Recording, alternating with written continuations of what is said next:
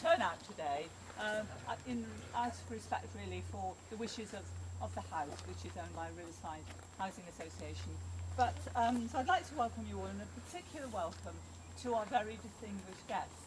We're delighted to have the Deputy Mayor and Mayoress, Vasily Petrenko, whom I think is known to most people here, certainly if you go to the concert, raise the enormous standard of the music that we hear in the Philharmonic Hall. Nina Getatsay, who is a concert pianist from Georgia originally, but has flown from Amsterdam because she is recording Cyril Scott's music, his piano music. Valentina, there she is, who is the product manager for Challenge Record, and that really means, product means artist there. I mean, she's responsible for choosing the artists. And then Jill Mann, who is a relative of the Scott family, and we're delighted for her to, I've not quite worked it out, but sort of grandfather's customs or something like that. I don't think Paula's here, is she, from Riverside? I think she might be. So, this is the third plaque the Oxton Society has put up. The first one was to Patrick Toosey's father, Sir Philip John Denton Toosey, better known if you've seen the film of Bridge Over the River Kwai. And so that was the first one. The second one was to Edith Smith, the first warranted police officer. And Bob, where's Bob? Bob. Bob did a fantastic job with that, because since then Edith Smith has been recovered really from, being forgotten in history. She's been referred to by the Prime Minister, there have been other blue plaques, her grave has been properly restored by the local Metropolitan Police Force. So that's a fantastic testament really to the work of the history group of the Oxton Society. And now today, it's Cyril Scott. Now many of you may not know, and Vasily himself has said that you played Cyril Scott. Not yet. So Graham McLean, with Gillian, has put together the booklet. He's going to say a few words about Cyril Scott. Okay. Well, when we think of classical music at the beginning of the 20th century, we would think of composers like Elgar or Gustav Holst, or John Ireland or Vaughan Williams, for example, but I don't think Cyril Scott's name is the first one that would come to mind. But if we'd asked you the same question 100 years ago, I think it's almost certainly the case that Cyril Scott would be on that list of well-known composers, because he was relatively famous at that point. And by the time he was in his 20s, he had two of his symphonies performed in European capitals. He'd had his work performed at the London Proms, and his piano music and his songs were relatively well known. Scott really wasn't just a British composer though. In fact, he didn't train in England. He trained in Frankfurt in Germany. And he was acquainted with a number of European composers at the time. For example, Debussy, Ravel and Stravinsky.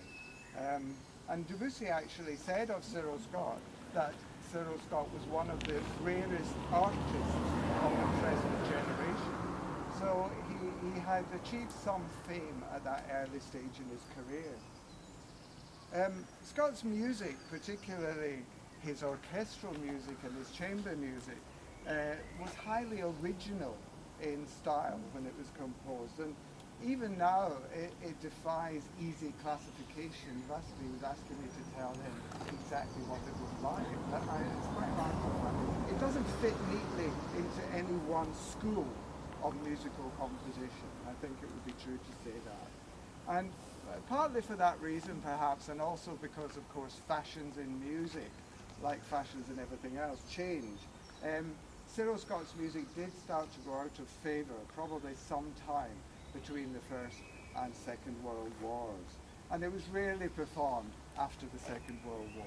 Even though Scott continued to compose right up until the 1960s, he lived for a long time. He was born in 1879, died in 1968.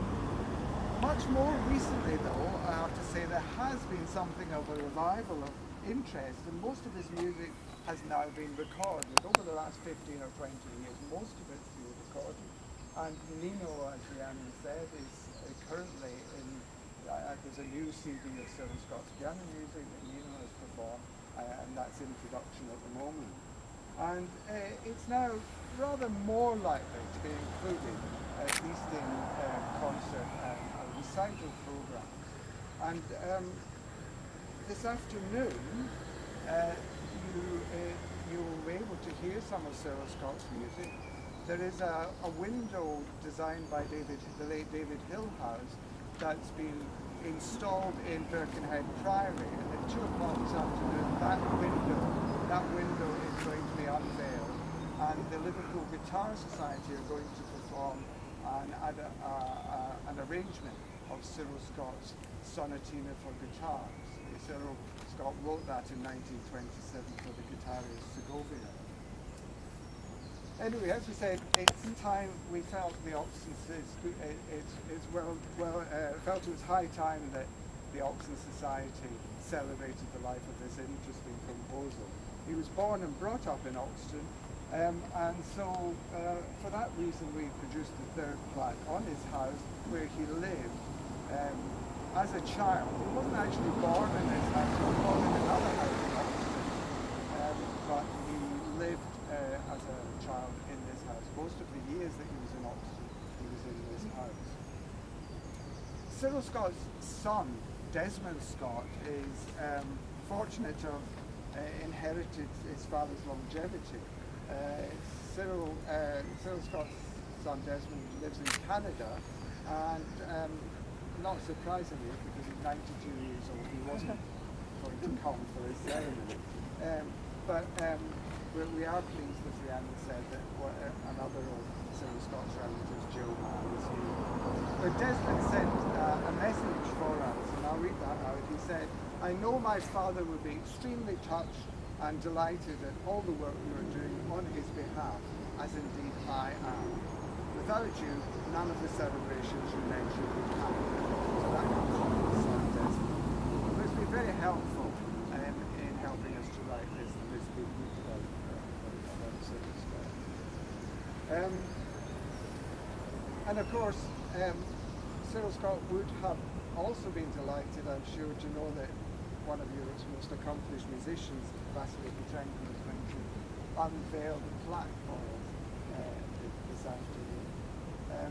So I'll, without any further ado, can I ask you to step across the road.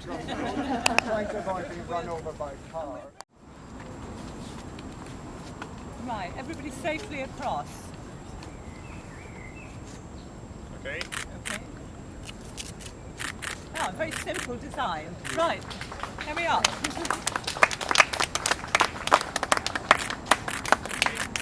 Okay, and Nino, can we have you on the other side of the plaque with Vasily as well? Since you're playing here. Yes. I'd like to thank everybody for coming along this morning. Oxton is a remarkable place, and it's right that we celebrate some of the remarkable people who have lived here and helped shape this community.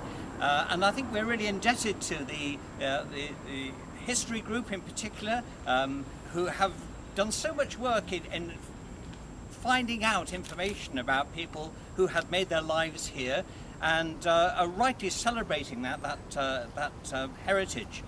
So I say a particular thank you to Graham for the work that he's done on this project, and for Bob Knowles, who leads the history group so expertly.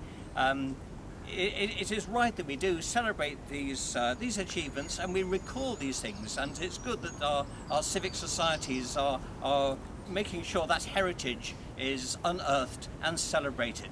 So thank you all very much for attending, and to our various special guests who have made this such an occasion. Thank you. Thank you, Alan.